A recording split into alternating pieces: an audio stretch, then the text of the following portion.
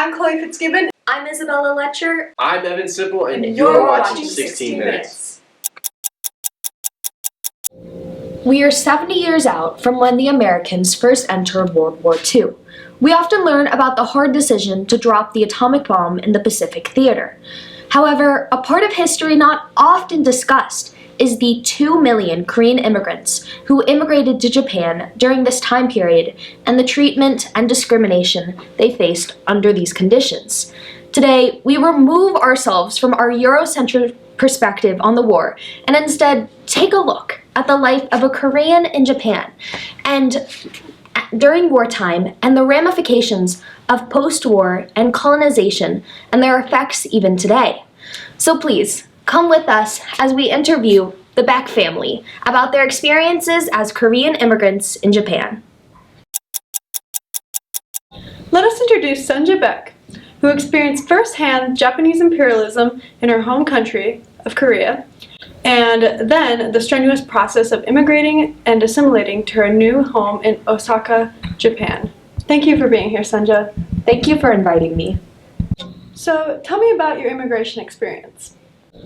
At first, I couldn't envision myself moving away from my family in Korea. However, I felt coerced into moving to Osaka by my husband Isak, who got a job as a pastor. He promised an easier and more prosperous life, living with his brother Yosub and his wife Kyung-hee. Life in Japanese-controlled Korea was not easy, and I felt alienated by the Japanese living there. I've even been attacked by a group of Japanese boys who told me to pledge loyalty to their emperor.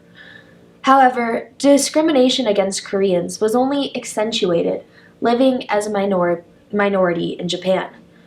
Koreans were regularly discriminated against. We were forced to live in ghettos no matter our financial situation, and due to the war times, food was sparse.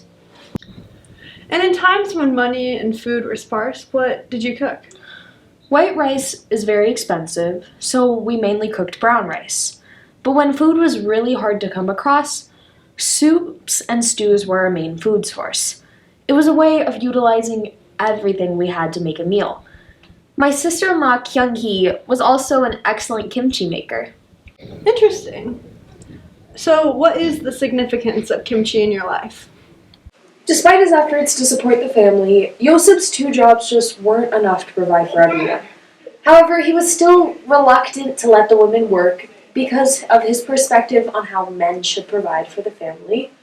Kyung-hee and I found that we were excellent at making kimchi, a traditional Korean dish consisting of fermented cabbage and other vegetables and seasonings. We actually raised a lot of revenue through our small kimchi operation, but it wasn't just a side hustle. Aspects of mine and my family's identity felt lost living in Japan. Our names, our history, and nothing was more frustrating than having to pledge allegiance to the emperor.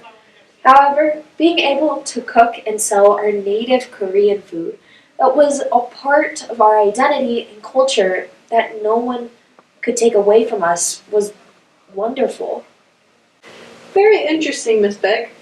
Could you elaborate on the discrimination you faced as a Korean? It just felt entirely unfair that we were let in because they needed workers, we helped their economy and contributed to the war effort, but were still viewed as inferior. What's worse is that it felt as if we had no other choice. Our first priority was the safety and health of our family. However, we couldn't ever truly stand up for our beliefs. That is what got my husband imprisoned for years and led to his eventual death. I think what I learned is that sometimes under an oppressive regime, the best form of resistance can sometimes be simply living as yourself. During World War II and the time after that, the suicide rates alone exemplifies the struggle that many Koreans face while living as an ethnic minority in Japan. We have Muzazu Beck here today with us to speak about this subject. Hello, Muzazu. Thank you for joining us. So you had previously talked about your best friend, who was a Japanese police officer who had to deal with a suicide case of a boy that was bullied by Japanese classmates. Was this in any way a unique occurrence? No, not at all.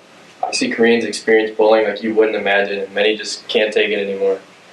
I'd be lying if I said I never had intense thoughts such as these, but I just couldn't do that to my mother. It just seemed like no matter what I did, I just couldn't escape the notion of being just another bad Korean. And how did you and your family respond to this adversity? For me, I found solace in working at a local pachinko parlor and eventually managing one, which was really the only way to become rich as a Korean living in Japan, despite it still being looked down upon. On the other hand, my brother Noah's main aspiration was to assimilate to a Japanese culture as much as he possibly could. He ran away and hid his Korean identity and disregarded his past completely. He wanted so deeply to be Japanese and to be seen as normal, and for the most part, he did. However, you can only pretend to be someone you aren't for so long. And were there any subtle forms of discrimination that you might not notice as much that happened to you? Well, systemic generational discrimination is still a prevalent issue. My son Solomon was born in Japan, yet every few years on his birthday, he is still forced to renew his eligibility to stay here and risks deportation every time.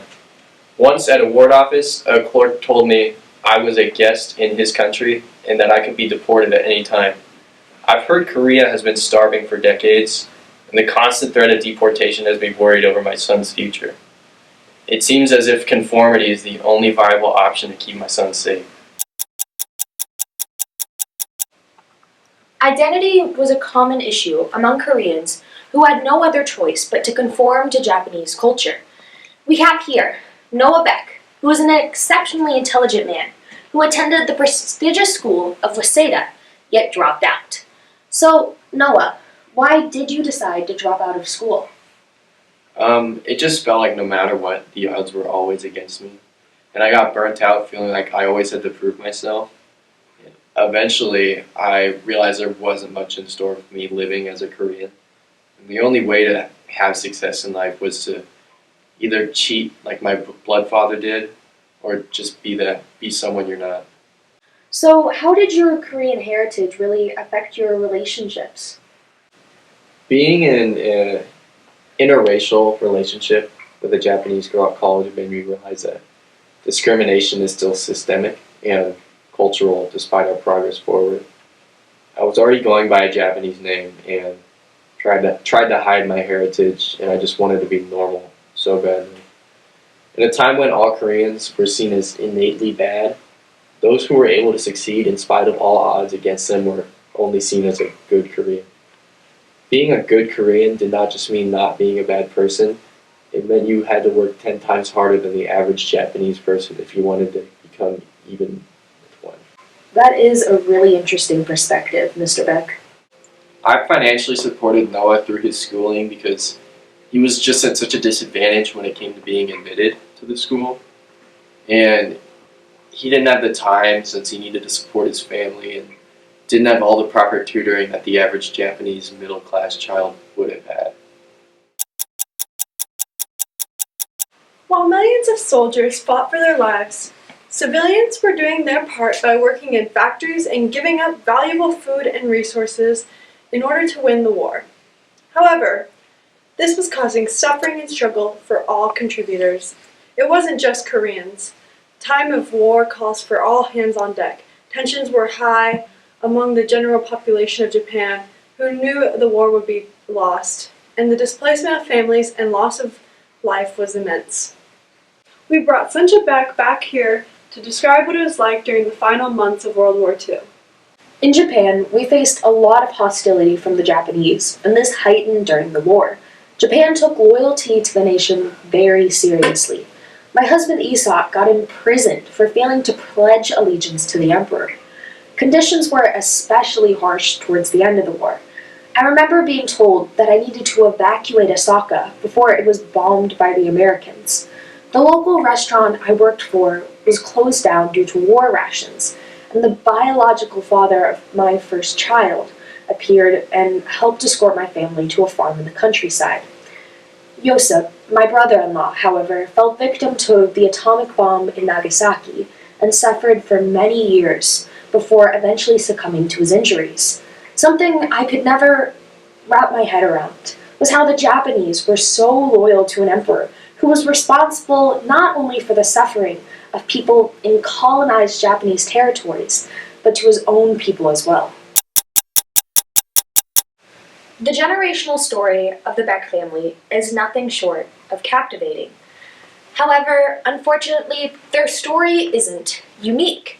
There are many other people just like them who have experienced imperialism, war, or have been ostracized and discriminated against just because of their ethnicity. In general, we should take initiative about learning more about the relatively unknown aspects of history, such as Koreans in Japan, because everyone's story, no matter how big or small, deserves to be heard.